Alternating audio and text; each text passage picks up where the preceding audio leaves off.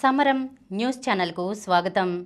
ఈనాటి ముఖ్యాంశాలు: తమిళనాడులో 97 లక్షల ఓట్ల తొలగింపు, ఇంటర్ పబ్లిక్ పరీక్షల్లో స్వల్ప సవరణలు, 24 మీటర్ల ఎత్తు దాటితేనే బహుళ అంతస్తులు, పాఠశాల జూనియర్ కళాశాలల పిల్లలకు పరిశుభ్రత అలవాట్లు నేర్పించేందుకు ప్రభుత్వం ముస్తాబు, చలిగుప్పిట్లో రాష్ట్రం, రౌడీ షీటర్లపై పీడీ చట్టం, 41 మంది PLGA కేడర్ లొంగుబాటు, విశాఖ విజయవాడలో PPP రోడ్లు, ఎడారి దేశంలో భారీ వర్షాలు, డిజిటల్ అరెస్ట్ పేరుతో 42 లక్షల రూపాయల దోపిడీ, మళ్లీ భగ్గుమన్న బంగ్లాదేశ్, T20 సిరీస్ టీమిండియా వశం, కాలిపోయే కాఫీలతో క్యాన్సర్. ఈరోజు వార్తలను చూద్దాం. తమిళనాడులో 97 లక్షల ఓట్ల తొలగింపు. ఓటర్ల జాబితా సమగ్ర సవరణ ప్రక్రియలో భాగంగా తమిళనాడులో 97,37,832 మంది ఓటర్ల పేర్లను తొలగించినట్లు ఆ రాష్ట్ర ప్రధాన ఎన్నికల అధికారి అర్చనా పట్నాయక్ తెలిపారు. తమిళనాడు ఓటర్ల ముసాయిదా జాబితాను ఆమె శుక్రవారం విడుదల చేశారు. తొలగింపుల అనంతరం రాష్ట్రంలో మొత్తం ఓటర్ల సంఖ్య 5,43,76,755కు చేరిందని చెప్పారు. వీరిలో పురుషులు 2.66 కోట్ల మంది కాగా మహిళా ఓటర్లు 2.77 కోట్ల మంది ఉన్నారని పేర్కొన్నారు. NIR చేపట్టడానికి ముందు రాష్ట్రంలో ఓటర్ల సంఖ్య దాదాపు 6.41 కోట్లు అని చెప్పారు. తాజాగా తొలగించిన వారిలో 26.94 లక్షల మంది మృతి చెందగా 66.44 లక్షల మంది ఓటర్లు శాశ్వతంగా వేరే చోటుకు మారడం లేదా వలస వెళ్లారని, మరో 3,39,278 మంది పేర్లు ఒకటి కంటే ఎక్కువ చోట్ల నమోదయ్యాయని అర్చన వెల్లడించారు. ఇంటర్ పబ్లిక్ పరీక్షల్లో స్వల్ప సవరణలు. ఇంటర్మీడియట్ పబ్లిక్ పరీక్షల్లో స్వల్ప మార్పులు జరిగాయి. రాష్ట్ర ప్రభుత్వం ఇటీవల 2026 సంవత్సరపు సెలవుల క్యాలెండర్ విడుదల చేయడంతో ఆయా సెలవు రోజుల్లో వస్తున్న ప్రథమ, ద్వితీయ సంవత్సరాలకు చెందిన 2 పరీక్షల తేదీలను మార్పు చేసినట్లు ఇంటర్మీడియట్ విద్యామండలి కార్యదర్శి రంజిత్ భాషా తెలిపారు. మిగతా పరీక్షల్లో ఎలాంటి మార్పులు లేవు. ద్వితీయ సంవత్సరం గణితం పేపర్ 2A, సివిక్స్ పేపర్ 2 పరీక్షలు గతంలో ప్రకటించిన షెడ్యూల్ ప్రకారం మార్చి 3న జరగాల్సి ఉండగా వీటిని మార్చి 14కు మార్చారు. ప్రభుత్వ క్యాలెండర్లో హోలీ పండుగ మార్చి 3న ఉండడంతో ఈ మార్పు చేశారు. మార్చి 20న జరగాల్సిన మొదటి ఏడాది పబ్లిక్ అడ్మినిస్ట్రేషన్, లాజిక్ పరీక్షలను 21వ తేదీకి సవరించారు. మార్చి 20న రంజాన్ పండుగ కావడంతో ఈ మార్పు జరిగింది. ఈ ఏడాది ఇంటర్మీడియట్ మొదటి ఏడాది సిలబస్ మారడంతో పాటు పరీక్షల విధానంలోనూ మార్పులు చేయడంతో ప్రథమ సంవత్సరం బ్యాక్లాగ్ సబ్జెక్టులకు ప్రత్యేకంగా షెడ్యూల్ ఇచ్చారు. 24 మీటర్ల ఎత్తు దాటితేనే బహుళ అంతస్తులు. రాష్ట్రంలో 24 మీటర్ల ఎత్తు దాటిన భవనాలనే ఇకపై బహుళ అంతస్తులుగా గుర్తిస్తారు. 18 మీటర్ల ఎత్తు దాటిన వాటిని ఇప్పటి వరకు హైరైజ్గా పరిగణిస్తారు. స్థిరాస్తి వ్యాపార సంఘాలు, వ్యాపారుల విజ్ఞప్తికే హైరైజ్ భవనాల ఎత్తు నిబంధనలు మార్చుతూ రాష్ట్ర పురపాలక, పట్టణాభివృద్ధి శాఖ శుక్రవారం ఉత్తర్వులిచ్చింది. 24 మీటర్ల ఎత్తు దాటినవి హైరైజ్ బిల్డింగులుగా గుర్తించేలా అగ్నిమాపక చట్టంలో ఇటీవల చేసిన సవరణల ఆధారంగా మున్సిపల్ బిల్డింగ్ నిబంధనల్లోనూ మార్పులు చేశారు. తాజా నిర్ణయం ప్రకారం 24 మీటర్లు అంతకంటే తక్కువ ఎత్తు కలిగిన భవనాలు నాన్ హైరైజ్గా గుర్తిస్తారు. పాఠశాల జూనియర్ కళాశాలల పిల్లలకు పరిశుభ్రత నేర్పించేందుకు ప్రభుత్వం ముస్తాబు. పాఠశాల జూనియర్ కళాశాలల పిల్లలకు పరిశుభ్రత అలవాట్లు నేర్పించేందుకు ప్రభుత్వం ముస్తాబు కార్యక్రమాన్ని ఈ రోజు నుంచి రాష్ట్ర వ్యాప్తంగా అమలు చేస్తోంది. విద్యార్థుల్లో వ్యక్తిగత శుభ్రత, మంచి అలవాట్లు, ఆత్మవిశ్వాసం, క్రమశిక్షణ పెంచే లక్ష్యంతో ఇప్పటికే పార్వతీపురం మన్యం జిల్లాలో ఈ కార్యక్రమాన్ని అమలు చేస్తున్నారు. ఇక్కడ సత్ఫలితాలు రావడంతో సీఎం చంద్రబాబు ఆదేశాల మేరకు రాష్ట్ర వ్యాప్త అమలుకు శ్రీకారం చుట్టారు. అన్ని రకాల పాఠశాలలు, జూనియర్ కళాశాలల్లో అమలు చేయాలని ప్రభుత్వం ఆదేశించింది. చలిగుప్పిట్లో రాష్ట్రం. రాష్ట్రంలో చలి తీవ్రత రోజురోజుకు పెరుగుతోంది. ఏజెన్సీతో పాటు మైదాన ప్రాంతాల్లోనూ రాత్రి ఉష్ణోగ్రతలు పడిపోతున్నాయి. కర్ణాటక, తెలంగాణ సరిహద్దుల్లో చలి తీవ్రత ఎక్కువగా ఉంది. రాయలసీమలోని కొన్ని ప్రాంతాల్లో ఉష్ణోగ్రతలు సాధారణం కంటే 1.6 నుంచి 3 డిగ్రీలు తక్కువగా నమోదవుతున్నాయి. గురువారం రాత్రి రాష్ట్రంలోనే అత్యల్పంగా అల్లూరి సీతారామరాజు జిల్లా డుమ్రిగూడలో 4.4 డిగ్రీల కనిష్ట ఉష్ణోగ్రత నమోదైంది. రౌడీ షీటర్లపై పీడీ చట్టం. ఎన్ని కేసులు నమోదు చేసినా, ఎన్నిసార్లు అరెస్టు చేసినా తీరు మార్చుకోకుండా పదే పదే నేరాలకు పాల్పడుతున్న కరడుగట్టిన రౌడీ షీటర్లపై రాష్ట్ర ప్రభుత్వం పీడీ చట్టం, Andhra Pradesh prevention of dangerous activities చట్టం 1986 ప్రయోగిస్తోంది.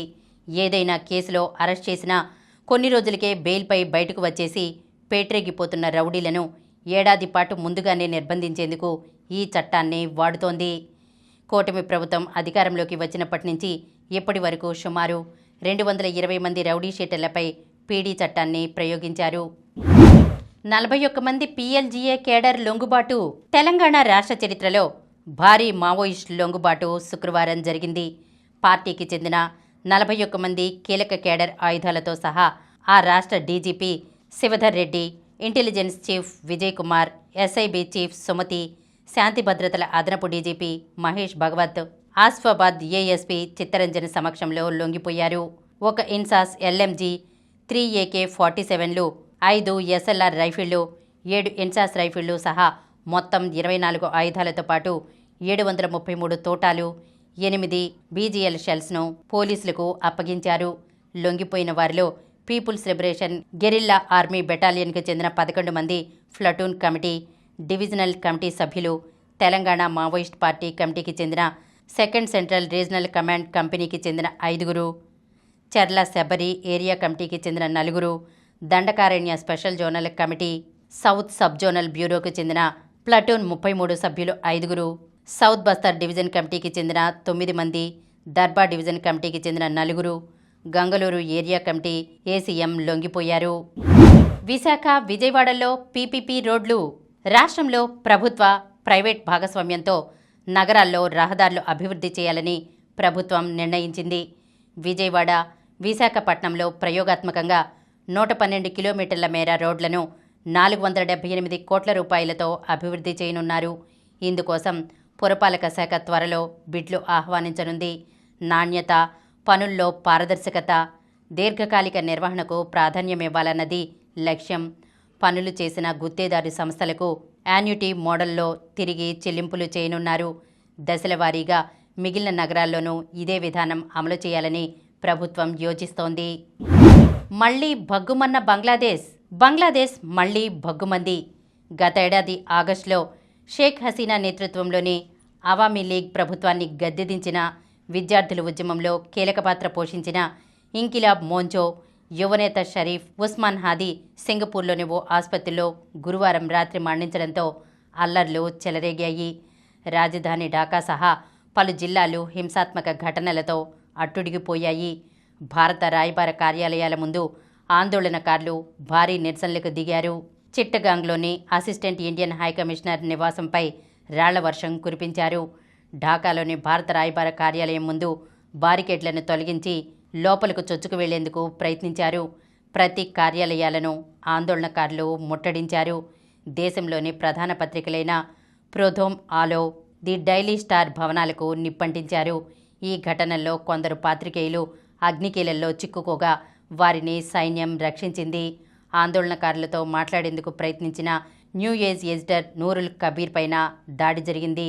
ఈ పరిణామాలతో దేశంలోని ప్రధాన పత్రికలు శుక్రవారం తమ కార్యకలాపాలను తాత్కాలికంగా నిలిపివేశాయి. ఇప్పటికే ధ్వంసమైన బంగ్లాదేశ్ జాతిపిత షేక్ ముజిబుర్ రెహమాన్ నివాసంపై ఆందోళనకారులు మళ్లీ దాడి చేశారు. ఎడారి దేశంలో భారీ వర్షాలు. ఎడారి దేశమైన యునైటెడ్ అరబ్ ఎమిరేట్స్లోని పలు ప్రాంతాల్లో భారీ వర్షాలు కురుస్తున్నాయి. అబుదాబి, దుబాయ్ సహా అనేక నగరాల్లో శుక్రవారం కొన్ని గంటల పాటు జనజీవనం స్తంభించిపోయింది. లోతట్టు ప్రాంతాలు జలమయమై ట్రాఫిక్ అంతరాయం కలగడంతో పాటు పలు విమాన సర్వీసులు ఆలస్యంగా నడిచాయి. అందరూ హాలిడే సీజన్కు సిద్ధమవుతున్న వేళ భారీ వర్షాలు కురుస్తుండడంతో స్థానిక ప్రభుత్వాలు అప్రమత్తమయ్యాయి. ప్రభుత్వ ఉద్యోగులు ఇళ్ల నుంచే పనిచేయాలని దుబాయ్ ప్రభుత్వం ఆదేశించింది. డిజిటల్ అరెస్టు పేరుతో 42 లక్షల రూపాయల దోపిడీ. డిజిటల్ అరెస్టు పేరుతో ఓ విశ్రాంత ప్రధానోపాధ్యాయురాలిని బెదిరించి 42 లక్షల రూపాయలు స్వాహా చేసిన కేసులో గుంటూరు పోలీసులు 5గురిని అరెస్ట్ చేశారు. వీరిలో ఓ వైద్యుడు కూడా ఉండడం గమనార్హం. ఎస్పీ వకుల్ జిందాల్ శుక్రవారం ఈ వివరాలు వెల్లడించారు. కాకునూరు మండలం కొమ్మూరుకు చెందిన విశ్రాంత ప్రధానోపాధ్యాయురాలు మోపర్తి మేరీ మంజులవాణికి అక్టోబర్ 23న సిఐడి అధికారినంటూ ఓ వ్యక్తి ఫోన్ చేశాడు. మానవ అక్రమ రవాణా కేసులో మీ పేరు ఉందని ఆమెను భయపెట్టాడు. డిజిటల్ అరెస్ట్ చేయకుండా ఉండాలంటే డబ్బు పంపాలని 5 రోజుల పాటు బెదిరించాడు. తీవ్ర ఒత్తిడికి గురైన ఆమె 2 దఫాలుగా 42 లక్షల రూపాయలను అతను చెప్పిన బ్యాంక్ ఖాతాకు జమ చేశారు. ఇంకా డబ్బులు కావాలని బెదిరించడంతో నవంబర్ 7న కాకుమాను పోలీసులకు ఫిర్యాదు చేశారు. ఎస్పీ వకుల్ జిందాల్, డీఎస్పీ బావోదయ ఆధ్వర్యంలో ప్రత్తిపాడు సిఐ శ్రీనివాసరావు, ఎస్ఐ ఏక్నాథ్ సిబ్బంది విచారణ చేపట్టారు. టీ20 సిరీస్ టీమిండియా వశం. సిరీస్ ఫలితాన్ని తేల్చే చివరి టీ20లో భారత్ అదరగొట్టింది. శుక్రవారం అహ్మదాబాద్లో దక్షిణాఫ్రికాను 30 పరుగుల తేడాతో ఓడించింది. మొదట తిలక్ వర్మ 42 బంతుల్లో 73, హార్దిక్ పాండ్యా 25 బంతుల్లో 63 చెలరేగిపోవడంతో భారత్ 5 వికెట్లకు 231 పరుగుల భారీ స్కోరు సాధించింది. ఓపెనర్లు సంజు శాంసన్, అభిషేక్ శర్మ ఇన్నింగ్స్కు బలమైన పునాది వేశారు. ఛేదనలో దక్షిణాఫ్రికాకు క్వింటన్ డికాక్ మెరుపు ఆరంభాన్నిచ్చిన బ్రెవిస్ మినహా బ్యాటర్లు తేలిపోవడంతో ఆ జట్టుకు ఓటమి తప్పలేదు. దక్షిణాఫ్రికా 8 వికెట్లకు 201 పరుగులే చేయగలిగింది. వరుణ్ చక్రవర్తి భారీగా పరుగులు ఇచ్చినప్పటికీ కీలక వికెట్లు పడగొట్టాడు. పరుగుల వరద పారిన మ్యాచ్లో బుమ్రా 4 ఓవర్లలో 17 పరుగులే ఇచ్చి 2 వికెట్లు తీయడం విశేషం. సిరీస్లో రెండో టీ20ని దక్షిణాఫ్రికా చేజిక్కించుకోగా పొగమంచు కారణంగా 4వ టీ20 రద్దయింది. మిగతా మ్యాచ్ల్లో భారత్ నెగ్గింది. హార్దిక్ ప్లేయర్ ఆఫ్ ద మ్యాచ్గా, వరుణ్ ప్లేయర్ ఆఫ్ ద సిరీస్గా ఎంపికయ్యారు. ఈ పర్యటన ఆరంభంలో దక్షిణాఫ్రికా టెస్ట్ సిరీస్ను 2-0తో క్లీన్ స్వీప్ చేయగా వన్డేల్లో భారత్ 2-1తో గెలిచింది. కాలిపోయే కాఫీలతో క్యాన్సర్. మనలో చాలామందికి ఉదయాన్నే పొగలు కక్కే కాఫీ గొంతు దిగందే రోజు మొదలవదు. అయితే 65 డిగ్రీల సెంటీగ్రేడ్కు మించిన కాఫీలు, టీలతో నోరు కాలితే పర్వాలేదు. అత్యంత ప్రమాదకరమైన అన్నవాహిక క్యాన్సర్ ముప్పు పెరుగుతుందనే ఒక అధ్యయనం national institutes of health and global స్టడీస్లో ప్రచురితమైంది. పదే పదే అన్నవాహిక వేడి పానీయాలకు బహిర్గతమైనప్పుడు ఇన్ఫ్లమేషన్ తలెత్తి కణాల్లో మార్పులు చేసుకుంటాయని పరిశోధకులు హెచ్చరిస్తున్నారు. నిజానికి వేడి పానీయాలు క్యాన్సర్ ముప్పును పెంచుతాయనే విషయం ఆశ్చర్యాన్ని కలిగించవచ్చు. కానీ ప్రపంచ ఆరోగ్య సంస్థ గత కొన్నేళ్లుగా వేడి పానీయాలకు క్యాన్సర్కు మధ్య ఉన్న సంబంధాన్ని అధ్యయనం చేస్తోంది. ఈ సంస్థ 65 డిగ్రీలకు మించిన వేడి పానీయాలను క్యాన్సర్ కారకాలుగా వర్గీకరించింది. ఇక్కడ తాగే పానీయంతో సంబంధం లేదు. Tea, coffee, green tea, soup, వేడి నీళ్లు ఇలా 65 డిగ్రీలకు మించి వేడిగా ఉన్న ఏ పానీయాన్ని తాగినా అన్నవాహిక లోపలి పొర దెబ్బతిని కణాల్లో మార్పులు చోటు చేసుకుని ఆ పరిస్థితి క్యాన్సర్కు దారితీస్తుందని ప్రపంచ ఆరోగ్య సంస్థ హెచ్చరిస్తోంది. ఇప్పుడు కొన్ని సంక్షిప్త వార్తలను చూద్దాం. ఈసారి బడ్జెట్ను ఆదివారం ప్రవేశపెట్టనున్న సీతారామన్. కేంద్ర ఆర్థిక మంత్రి నిర్మలా సీతారామన్ ఈసారి బడ్జెట్ను ఏ రోజు పార్లమెంట్లో ప్రవేశపెడతారన్నది ఆసక్తికరంగా మారింది. 2017 నుంచి కేంద్ర ప్రభుత్వం సాధారణ బడ్జెట్ను ఏటా ఫిబ్రవరి 1న ప్రవేశపెడుతోంది.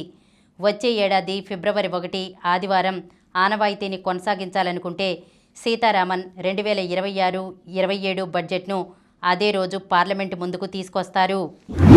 గ్రీన్ కార్డ్ లాటరీని నిలిపేసిన Trump. Brown University, Massachusetts Institute of టెక్నాలజీల్లో జరిగిన తుపాకీ కాల్పుల ఘటనల నేపథ్యంలో అమెరికా అధ్యక్షుడు ట్రంప్ గ్రీన్ కార్డ్ లాటరీ ప్రోగ్రాంను నిలిపివేశారు. ఈ ఘటనలకు పాల్పడిన నిందితుడు గ్రీన్ కార్డ్ లాటరీ కార్యక్రమం ద్వారానే అమెరికాకు వచ్చినట్లు గుర్తించడంతో గురువారం ఈ కీలక నిర్ణయం తీసుకున్నారు. సెమీస్లో సాత్విక్ జోడీ. WBF ప్రపంచ టూర్ ఫైనల్స్ టోర్నీలో సాత్విక్ సాయిరాజ్, చిరాగ్ శెట్టి జోడీ సెమీఫైనల్కు అర్హత సాధించింది. శుక్రవారం గ్రూప్ బి చివరి మ్యాచ్లో సాత్విక్ జంట 17-21, 21-18, 21-15తో ఆరోన్ చియాసోవుయ్ జోడీని ఓడించింది. అండర్-19 ఆసియా కప్ ఫైనల్లో Bharat versus Pak. Under-19 Asia cup one day టోర్నీలో ఆసక్తికర సమరానికి రంగం సిద్ధమైంది. ఆదివారం జరిగే ఫైనల్లో చిరకాల ప్రత్యర్థి పాకిస్తాన్తో భారత్ అమీతుమీ తేల్చుకోనుంది. హెడ్ అజేయ శతకం, 3వ టెస్టుపై ఆసీస్ పట్టు. యాషెస్ సిరీస్ తొలి 2 టెస్టుల్లో నెగ్గిన ఆతిథ్య ఆస్ట్రేలియా 3వ టెస్టుపైన పట్టు సాధించింది. ట్రావిస్ హెడ్ అజేయ శతకం సాధించడంతో ఆ జట్టు బలమైన స్థితిలో నిలిచింది. 3వ రోజు ఆట చివరికి 2వ ఇన్నింగ్స్లో 4 వికెట్లకు 271 పరుగులు చేసింది. హెడ్తో పాటు అలెక్స్ కేరీ క్రీజులో ఉన్నాడు. మరిన్ని వార్తా విశేషాలతో రేపటి సమరం న్యూస్ ఛానల్లో మళ్ళీ కలుద్దాం.